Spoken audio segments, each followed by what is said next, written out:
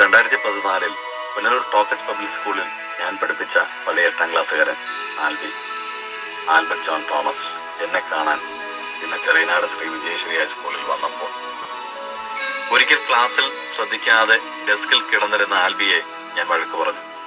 പിന്നീട് അവനെക്കുറിച്ച് കൂടുതൽ അറിഞ്ഞപ്പോൾ എന്റെ ഹൃദയത്തിൽ അവൻ മെല്ലെ മെല്ലെ ഇടം നേടി. കുട്ടിക്കാലത്തെ പപ്പയുടെ വേർപാട് അറിഞ്ഞപ്പോൾ സത്യത്തിൽ എന്റെ ഹൃദയം വല്ലാതെ പിടഞ്ഞു. ക്ലാസ് മുറിയിൽ നമ്മൾ കണ്ടുമുട്ടുന്ന ഓരോ കുട്ടികൾക്കും നമ്മൾ അറിയാത്ത ഒരു കഥയുണ്ടാകും. ഒരു ജ്യേഷ്ഠനെ പോലെ എന്നെ ഒരുപാട് സ്നേഹിച്ചൊരാൾ. പിന്നീട് പലപ്പോഴും ഇംഗ്ലീഷ് ഗ്രാമർ ക്ലാസ്സുകളിൽ ഉത്തരങ്ങൾ പറഞ്ഞിരുന്നതുമെല്ലാം ഓർമ്മകളിൽ.